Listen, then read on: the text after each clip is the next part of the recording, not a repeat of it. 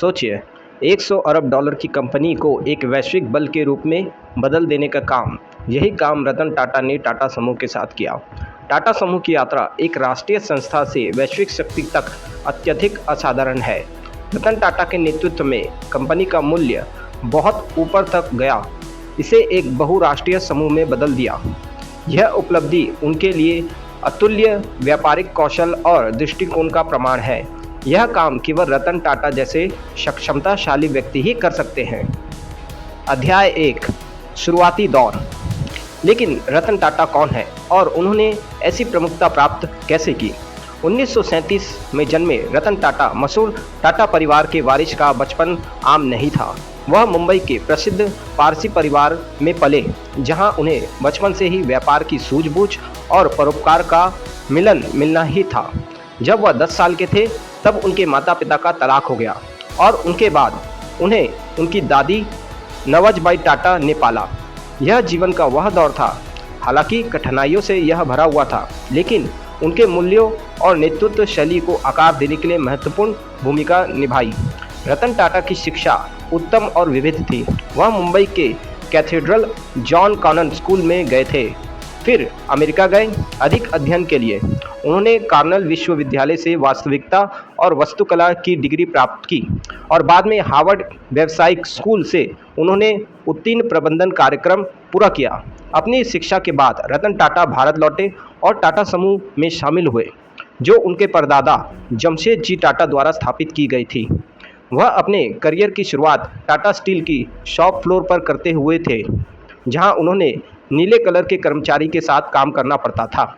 इस प्रक्रिया के द्वारा उन्होंने समूह की कार्यवाहियों और कर्मचारियों की समस्याओं को समझने का गहन अनुभव प्राप्त किया। उनकी नेतृत्व क्षमताओं की शुरुआत दिनों से ही मान्यता मिली थी।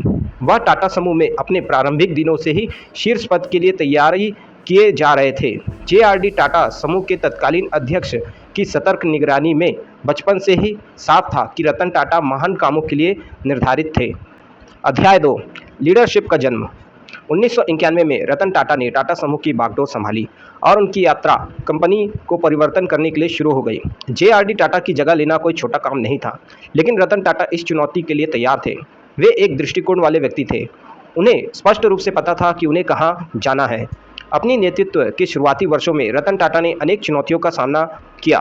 भारत की आर्थिक उदारीकरण शुरू हो चुका था और व्यापारिक परिदृश्य तेजी से बदल रहा था। इसके अलावा टाटा समूह एक विस्तृत समूह था जिसके व्यापक रूप से व्यापारिक हित थे। इतनी विविधतापूर्ण पोर्टफोलियो का प्रबंधन करना एक काम था, लेकिन रतन टाटा ने हिचकिचाहट नहीं की। उन्होंने बहादुरी से फैसले लिए, जिसमें से कुछ कंपनी के भीतर और बाहर संदेह के साथ उन्हें मिला। उन्होंने समूह के मुख्य हितों से संबंधित नहीं थे। वह व्यवसाय से निवेशकों किया और ध्यान केंद्रित किया जो वो करते थे। उन्होंने टाटा कंपनी के बीच एक ही भावना को बढ़ावा देने और सामूहिक संचालन को आधुनिक बनाने के मिशन पर प्रस्थान किया। शायद रतन टाटा की नेतृत्व की सबसे सहायक चाल थी महत्वपूर्ण वैश्विक ब्रांडों का अधिग्रहण। उन्होंने समझ लिया कि वैश्विक खिलाड़ी बनने के लिए टाटा समूह को वैश्विक उपस्थिति होना जरूरी है। 2000 में टाटा टी द्वारा टेटली, 2007 में टाटा स्टील द्वारा प्रतीकात्मक ब्रिटिश स्टील कंपनी कोरस, 2008 में टाटा मोटर्स द्वारा प्रसिद्ध ब्रिटिश ऑटोमोबाइल ब्रांड जैगवार और लैंड रोवर का अधिग्रहण उनके दृष्टिकोण का प्रमाण है। ये अधिग्रहण टाटा पोर्टफोलियो के ब्रांड नाम जोड़ने के लिए बारे में नहीं था। वे तकनीकी विशेषज्ञता और बाजारों को प्राप्त करने के लिए ताकतवर निर्णय थे जो अन्याय अप्रिय थे। अधिग्रहणों ने टाटा समूह की वैश्विक मंच में प्रतिष्ठा बढ़ाने में मदद की, इसे एक सचमुच के अंतर्राष्ट्रीय समूह बना दिया। रतन टाटा की नेतृत्व में बदलाव होने लगा। उन्होंने जोखिम लेने से, कठिन निर्णय लेने से और सामान्य बुद्धिमत्ता को अस्वीकार करने से डर नहीं लगता था। उनके दृष्टिकोण और दृढ़ता से टाटा समूह को भारत का किनारों में विस्तार पर दुनिया पर अपना निशान लगाने में मदद की। रतन टाटा के नेतृत्व में टाटा समूह सिर्फ भारत में एक घरेलू नाम नहीं रहा, बल्कि एक वैश्विक शक्तिशाली बन गया। अध्याय 3, एक परंपरा। लेकिन रतन टाटा का प्रभाव व्यापार जगत से अधिक है। यह उद्योग का दानव या व्यापार का विशालकाय हमेशा बड़ी तस्वीर को देखने वाला नहीं था। उनकी दृष्टि कभी बोर्डरूम के दीवारों या संतुलन पत्रक की सीमा द्वारा सीमित नहीं थी। उन्होंने समझा कि सच्ची सफलता, सच्ची शक्ति धन से अकेले नहीं बल्कि अंतर करने से क्षमता में आती है, दुनिया पर सच्चा स्थायी सकारात्मक प्रभाव डालने से आती है। और इसलिए उन्होंने अपनी दृष्टि को परोपकार की ओर मोड़ा। अपने विशाल संसाधनों का उपयोग करके उन्होंने कमजोर वर्ग की मदद की। भारत और उससे आगे के अनगिनत लोगों के जीवन सुधार किए।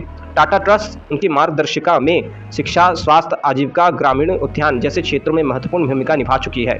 उन्होंने स्कूल, अस्पताल, बुनियादी ढांचा बनाने में मदद की। उन्होंने छात्रवृत्ति प्रदान की, अनुसंधान में वित्त पोषण किए और सामाजिक आर्थिक विकास के लिए अनगिनत पहलों का समर्थन किया।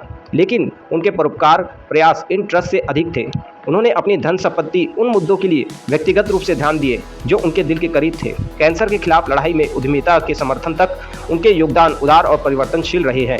अपनी सेनावृत्ति के बाद भी रतन टाटा का प्रभाव भी व्यापारिक जगत में महसूस होता है। उनकी बुद्धिमत्ता, उनकी अंतर्दृष्टिता, उनकी नैतिकता, व्यवसाय प्रथाओं और प्रति अडोल समर्पण थे। वे सब अभी भी टाटा समूह के मार्गदर्शन करते हैं और वास्तव में दुनिया भर के व्यापारों को शायद हेल्म पर नहीं है, लेकिन उनके सिद्धांत, उनके मूल्य वे अभी भी जहाज को संचालित करते हैं और उन्हें धरोहर पर रखते हैं। टाटा उत्पादन और सेवा में हर पहल जिसे टाटा ट्रस्ट समर्थन किया है, हर उद्यमी और नेता में जिन्होंने प्रेरित किया है, स्पष्ट दिखाई देती है। यह सफलता की धरोहर है बेशक, लेकिन साथ ही सत्यानिष्ठा, दया, अंतर और धरोहर भी है। यह एक ऐसी धरोहर है जो व्यापार से परे होकर समाज में बैरी हृदय में पहुंचती है। रतन टाटा सेनावृत्त हो चुके हैं, लेकिन उनकी धरोहर अभी भी दुनिया भर में उद्यमी नेताओं को प्रेरित करती है। उनकी कहानी दृष्टि, सत्यता और विश्वास की साक्ष्यदान करती है तथा व्यापार में समक्ष बनाती है। अध्याय 4, महत्वपूर्ण बातें। तो रतन टाटा के असाधारण जीवन और करियर से हम क्या सीख सकते हैं? खैर, कई बातें स्पष्ट रूप से दिखाई देती है।